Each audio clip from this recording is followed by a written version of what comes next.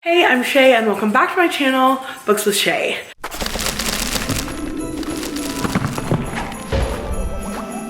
So this morning I am doing things a little bit differently. I know you guys are probably like, where's the tea clip? But I haven't opened my tea yet. I'm about to go open it.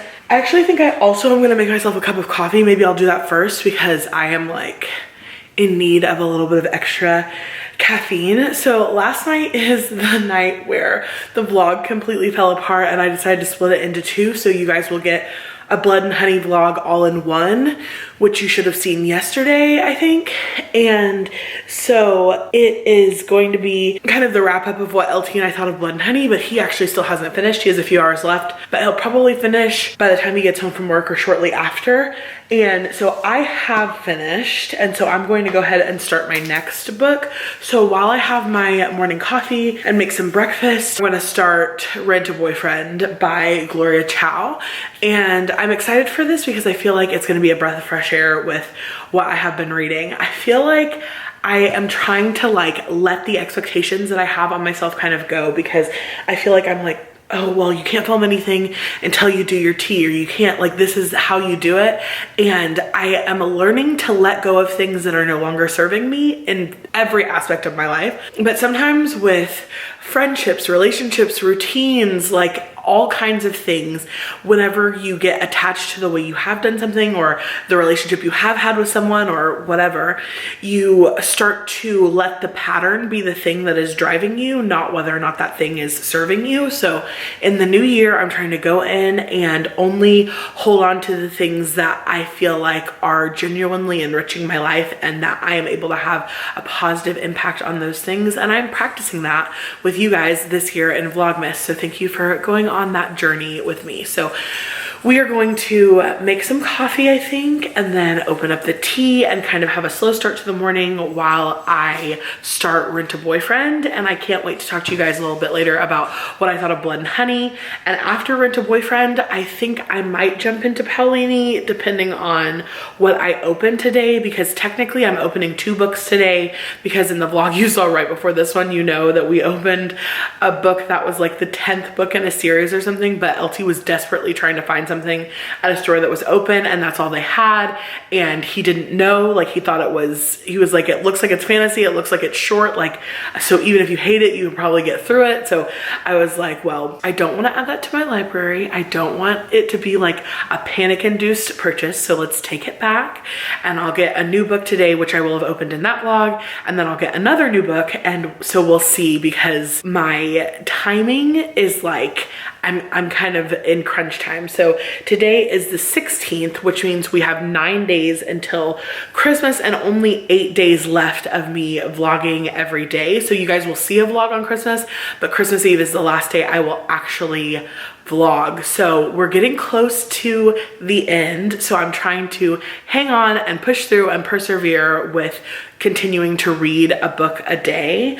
But it has been such a fun challenge. I feel like I've been stretched and just challenged, and that it has taught me that even though at the beginning of something it might feel like it's too dense or I might be intimidated by it, like I'm looking at you, Way of Kings, I feel like I have learned so much about my capabilities as a reader over this course. So I'm feeling grateful, and I'm just reflecting this morning, and I feel like it's gonna be a good day. So I wanted to check in with you guys before I made tea or anything, because I want to kind of take the limits or the rules off of the ways that I vlog in order to be able to give you guys the most genuine or authentic experience. I think for so long I have compared myself to other people or compared myself to my expectation even of myself, and I haven't let things on my booktube channel kind of evolve naturally. And I'm in this place where I'm kind of settling into like who I am and my routine here, and I feel like it's a sweet, sweet place. And I am just so glad that I chose to pick up a camera and do Vlogmas this year, because I feel like I'm learning so much about myself. I'm getting so much closer to you guys, and it's just been such a great experience. So enough of the mushy, let's have some coffee, and then let's start our book for the day.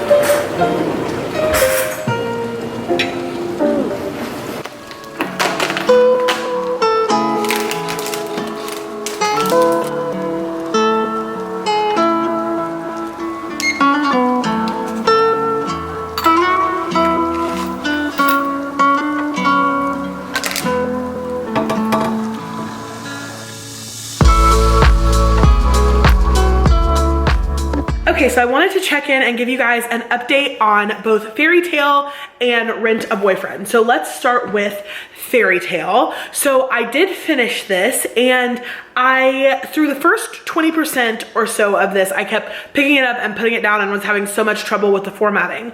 And if you have tried to read manga but you're not used to it and so you have an issue with the formatting, I don't know if this will help you, but for me, the first 20% took me longer than the last 80% because I picked it up and put it down so many times. For me, the key to getting used to it, surprise, surprise, was just to push through. So once I decided, okay, in this sitting, I'm gonna sit here right now, and I'm going to read through and finish this. Once I was able to get more lost in the story, I knew where to look for the next piece of the story. So now talking about the story specifically, this was pretty chaotic. Like, I've never read any other manga before, so I don't know what it is generally like, but I felt like it was all over the place. There was not one single thread of plot throughout the entire thing, I didn't feel like. There were little pockets of what felt like it could be plot twists, but it was so all over the place that it was like, okay, what is the story that you were trying to tell and who is it about? And maybe that wasn't meant for us to know in this. I would assume that the three characters on the cover that kind of form a team in this, that's who the story is about, but because of all of the side things happening, I wasn't able to develop a relationship with these characters or become invested in the quest that they were on or the multiple quests that they were on. I don't know. It was a lot for me. So I did like it, but I don't know how to rate this because, as you guys know, I always rate things compared to other things that I've read in that genre, and I haven't read anything else in this genre, so I don't even know how this stacks up. It did end up being an enjoyable time because it was definitely fun. There were parts of this that were a lot of fun for me, but like, I'm still wrapping my brain around manga as a whole. I don't think this will be the last manga I ever try. I actually think I have another one on my shelf upstairs, and when I have some time to chill and read and pick out what I want to read again, I will probably go to that and see if I like it. I think the other one I have is a little bit darker, but I can't remember what it is. But if you guys have any suggestions for manga below, I do want to give it a fair shot because I feel like there were so many things I did really like about this that I want to go back and give it a fair shot. So that's for Fairy Tale. As far as Rent a Boyfriend, I am about 244 pages into this, which is about this far. So I'm getting pretty close to finishing this, and I should definitely be able to finish this today. I do actually really like this, and I will tell you why. So the first thing that I really like about this is that it has a very cute sort of concept to it. I like the Rent a Boyfriend trope. The only other book that I have read with that is The Kiss Quotient, I believe, and that's a very different type of, it's not YA, and it's definitely, she's not renting like this girl is renting, but anyway, I liked it there too. I like the concept of feeling like you can totally be yourself because you don't have any fear of what this person is going to think because everything is tied to the rental. But I don't really like that the Rent a Boyfriend trope gives the same point of contention or the same conflict in every single one. Like, does he really like me for me, or is he just acting this way because we did Rent a Boyfriend? Especially when you kind of start to flesh that out and the person tells you like, look, this is the truth. It's just difficult for that to always be the conflict. So I don't like that part of the trope, but I do like the exploration of the standards in Asian households, specifically Chinese for this, of parents and their expectations of you. I like that this is based off of a real thing that happens, especially around Lunar New Year, for women in the Chinese culture that feel like they need to express their wholeness through the person that they're with. And so I like that you get a look into a real life kind of phenomenon that happens. That was so interesting to me and heartbreaking to kind of see this girl who is college aged and how she has decided what she is and what she isn't based on her parents' expectations of her, because whether that is in order to try to please them or in order to try to rebel against them, that none of that is authentic, you know? And it's interesting watching her have that struggle of, who am I really? Am I just the sum of my parents, because I guess biologically that's what you are? Or is there this piece of me that I haven't explored? And so I also like the exploration of how that affects her expectations of other people in her life. And so even though this is cute and it has a cute top storyline, like surface level storyline is cute, there are some deeper things that are cultural that are really interesting to me. And I'm often really drawn to cultural stories and cultures different from mine, how they handle certain familial relationships. And so this is really interesting to me. So for those reasons, I'm really, really liking this. I couldn't say what a star rating would be right now. I would say maybe somewhere between 3.5 and 4 stars if I had to give a rating right now, but there's a lot of time for that to change. Like, even though this is only like 25% of the book that's left, or maybe 33%, maybe a third of it's left, that's still a lot of time for me to add or take away, you know, from a star rating. It's not the end all to be all now. So my plans for the rest of the night, I have to go and pick up a friend from the airport, and I am going to try to edit and upload in a marathon, because I have 3 vlogs that are somewhere in the process of filming, editing, and uploading that I want to get up for you guys, all 3 of them by tomorrow. So I am going to try to like snap through and work on that, but I'm so distracted right now because a couple of days ago, Daniel Green released like a fantasy news, which if you guys don't watch him, he's a booktuber. High fantasy, I feel like, is kind of where he hangs out, or adult fantasy, not necessarily high fantasy, but I feel like he hangs out in the adult fantasy sector mostly. And I like him because he is always very articulate in his reviews related to each individual point. So he lets you see what he likes about the plot and the characters and subplots and the world building separately, and then he shows how those sum up to his review. And so I feel like it makes it to where even if you don't agree with his review, you can choose whether or not this would be a good thing for you to read or listen to or whatever, because you can see, oh, the areas that are important to me are highly rated, and the areas that weren't as important to me, you didn't rate as high. Anyway, so I feel like he reviews things well for you to be able to choose for yourself whether or not it's good.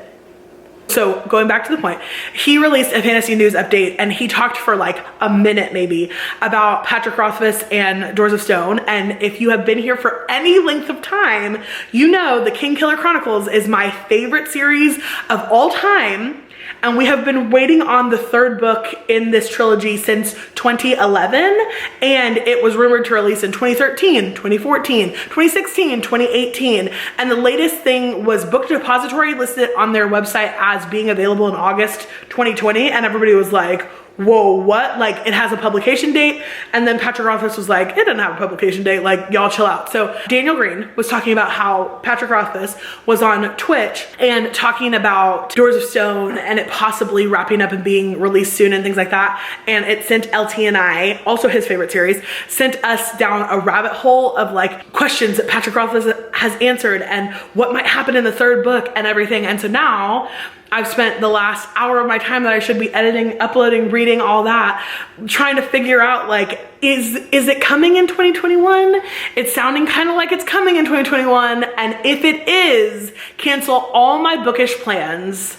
I will be like with Doors of Stone, reading, rereading, which is a big deal for me because I never reread anything. I'm not a huge rereader, but like, oh my goodness, I would die. I would absolutely die. Like, y'all would have to just check on me because I would fall to pieces. But anyway, I'm gonna go edit and all that stuff, and I will check in with you guys in a little bit for a book and a bear. Okay, so I just finished Rent a Boyfriend by Gloria Chow, and it was actually really good.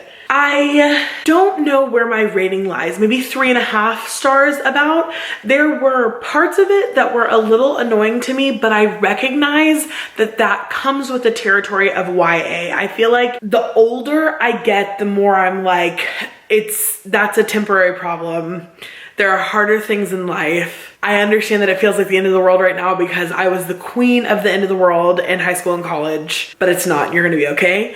And so that sometimes makes things, the issues in YA romance specifically, feel like they don't seem like as big of a deal as the book makes them out to be. But I feel like it's accurate for a person at that age to have those emotions. So I don't want to like really dock stars for that, but it made it harder for the drama, I guess, in this to hold my interest because I felt like it's not that serious. But then the other part of it is that culturally, I do feel like it is that serious. And there were a lot of things that I could identify with, even though I'm not Chinese American. Being African American comes with a few of those same things. There's like a Venn diagram, and there was that overlapping piece in the middle where I felt like I could identify with having different rules than my friends had, having to behave in a certain way or save face in a certain way in order to make sure that things didn't get any worse for us than they already were. And so I think that as somebody who